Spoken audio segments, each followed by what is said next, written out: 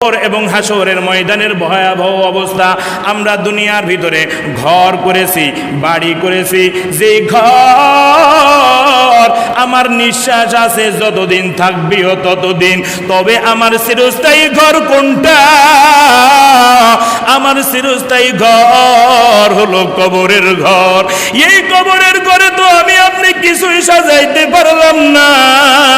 দুনিয়ার ভিতরে কত নাজ নিয়ামত সাজাইলাম, একটা ঘর করিয়া টাইস না দিলে ভালো দেখায় না, এখানে সুন্দর একটা বেসিং না দিলে ভালো দেখায় না, গিলাস না দিলে ভালো দেখায় না, দামি একটা ফ্যান সেট না করলে ভালো দেখায় না, দামি দামি সুন্দর সুন্দর সাজসজ্জা দিয়ে কত সুন্দর ঘর সাজাইলা, যেই ঘর তোমার না, যেই ঘর তোমার আত্মীয় স্বজনেরও না, তবে ভোগ করবে সবাই।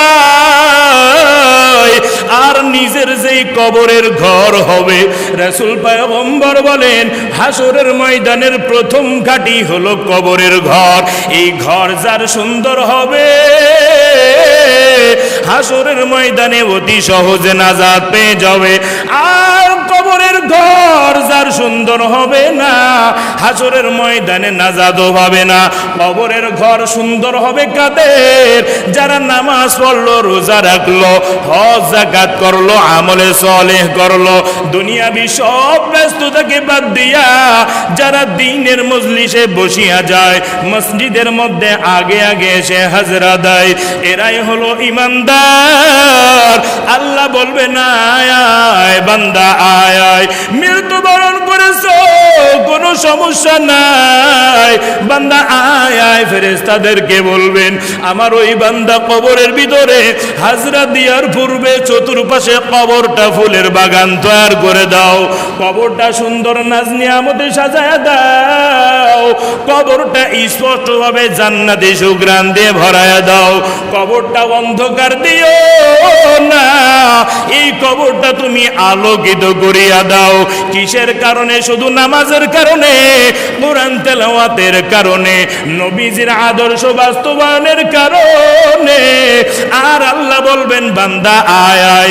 যে সমস্ত ব্যক্তিরা জাহান্নামী, যাদের আমল ভালো না, ও যুবক ভাই যারা জুমার দিন নামাজ পড়তে আসো আর 5 ওয়াক্ত নামাজের ধার ধারো না, নেশা করো, জুয়া খেলো, মা বাবাকে গালি দাও, মা বাবাকে কষ্ট দাও, রাসূল পয়গম্বর বলেন মায়ের পায়ের নিচেই কিন্তু এক একটা পুরুষ ও মহিলার জান্নাত।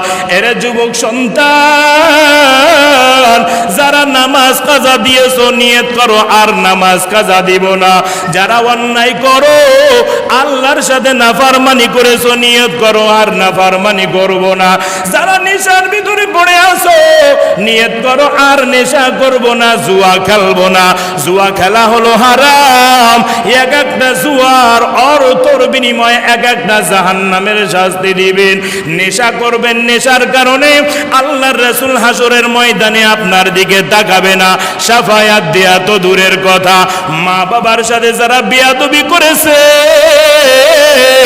এ যুবক ভাই কত যুবক আছো, মায়ের সাথে কথা বলো না, মাকে খাবার দাও না।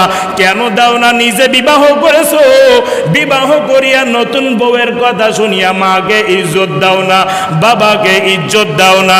এমন যদি অন্যায় থেকে থাকে, আজকে তওবা করে না, আর মার সাথে বেয়াদবি করব না, খারাপ ব্যবহার করব না। আল্লাহ যারা মার সাথে বেয়াদবি করেছে, খারাপ ব্যবহার করেছে, যারা অন্যায় করেছে, অপরাধ করেছে, আল্লাহর সাথে যারা নাফরমানিও করেছো, যারা নামাজ পড়ো নাই, রোজা রাখো নাই, মৃত্যুর সময় আল্লাহ বলবে না